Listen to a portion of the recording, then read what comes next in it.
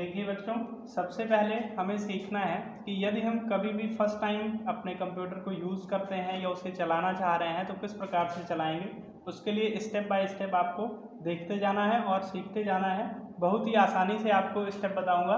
सबसे पहले आपको करना क्या है कि आपको स्विच ऑन करनी है।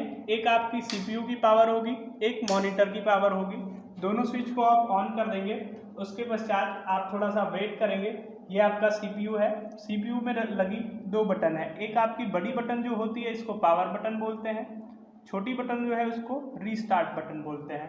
तो अभी हमें करना क्या है, अपने मॉनिटर को ऑन करना है, यानी इसको पावर देना है। तो सबसे पहले हम पावर बटन को एक बार प्रेस करते हैं और कुछ इस प्रकार से हमारा मॉनिटर ऑन होना शुरू हो जाता है। थोड़ा सा वेट के बाद आप देखेंगे कि हमारा कंप्यूटर ऑन हो रहा है। देखिए, अब आपका कंप्यूटर ऑन हो चुका है। ऑन होने के बाद फिर आपको करना क्या है कि सबसे पहले अपने जो ब्लैंक है सामने उस पर जाके राइट क्लिक करेंगे। राइट क्लिक करने पे हमारे डेस्कटॉप पे शो होता है कुछ ऑप्शंस, जिनमें से हमें रिफ्रेश ऑप्शन को चूज़ करना है और ये प्रक्रिया आपको 4 से 5 बार करनी होती है ना। फिर उसके बाद यदि आपको किसी भी एप्लीकेशन को रन कराना है, जैसे कि MS वर्ड है, MS एक्सेल है, MS पावर पॉइंट है, MS एक्सेस है, तो उसके लिए आपको करना क्या होगा कि अपने कीबोर्ड से कुछ आपके कीबोर्ड में कुछ बटनें पाई गई हैं जिनके बारे में सबसे पहले हम जान लेते हैं, सीखते हैं। आपके कीबोर्ड में F1, F2, F3 करके ऐसे ऐसे आपकी F1 से लेके F12 तक जो बटन पाई गई है इसको आप कहते हैं फंक्शन की। क्या बोलते हैं? फंक्शन की। फिर उसके बाद A to Z जो आपकी बटन पाई जाती है कीबोर्ड में, इसको बोलते हैं अल्फ़ाबेटिकल कीज़। क्या बोलते हैं?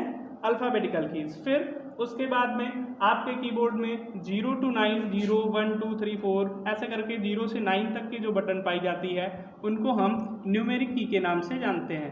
ये आपका पार्ट जो होता है इधर का, इसको आप नमपैड बोलते हैं। ये आपकी स्पेशल कीज़ होती हैं। ये आपकी एरो कीज़ होती हैं।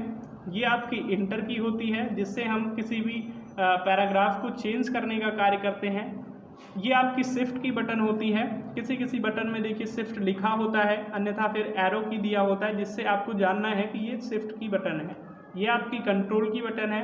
तो यहाँ पे जब आप माउस से जाके माउस के कर्सर को ले जाएंगे तो यहाँ पे लिख के आ रहा है स्टार्ट बटन, यानी कि हम इस बटन को विंडो या स्टार्ट बटन भी बोल सकते हैं। तो अब हम आते हैं नेक्स्ट स्टेप पे।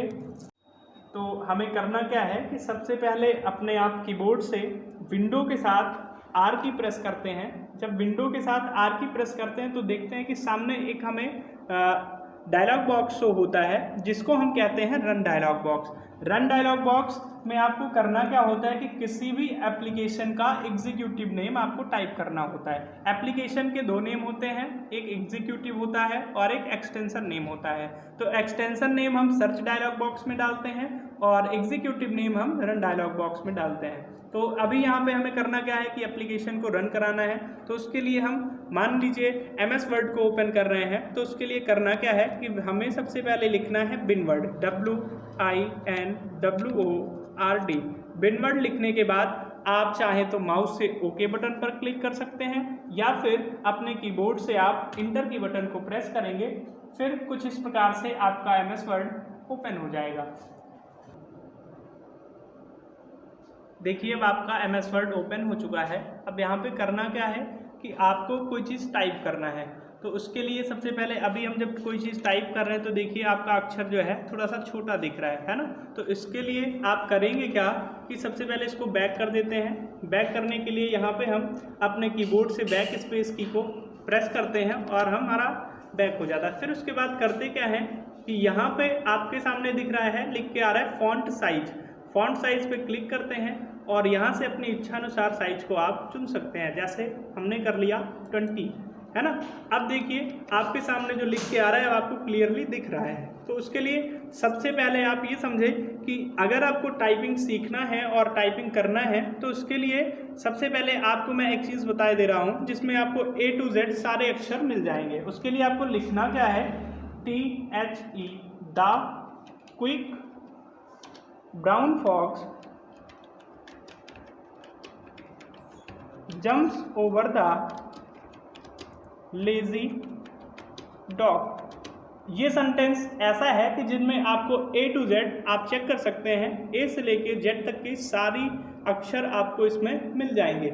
ये प्रक्रिया आपको इसी को बार बार करके कम से कम 10 से 15 से 20 बार आपको इस लाइन को टाइप करना है। इससे होगा क्या कि आपके कीबोर्ड से जो A to Z की बटन है, जैसे A के नीचे Z है, उसके ऊपर Q है, यहाँ पे एक सीरियल नंबर से लिखा नहीं है, तो इसमें होगा क्या कि जब आप इस सेंटेंस को बार बार दोहराएंगे तो आपको जो आपके कीबोर्ड से बटन है अल्फ़ाबेट की, वो आपको आसानी से याद हो जाएगी। फिर उसके बाद हम मिलते हैं अब नेक्स्ट क्लास में। आज के लिए इतना ही।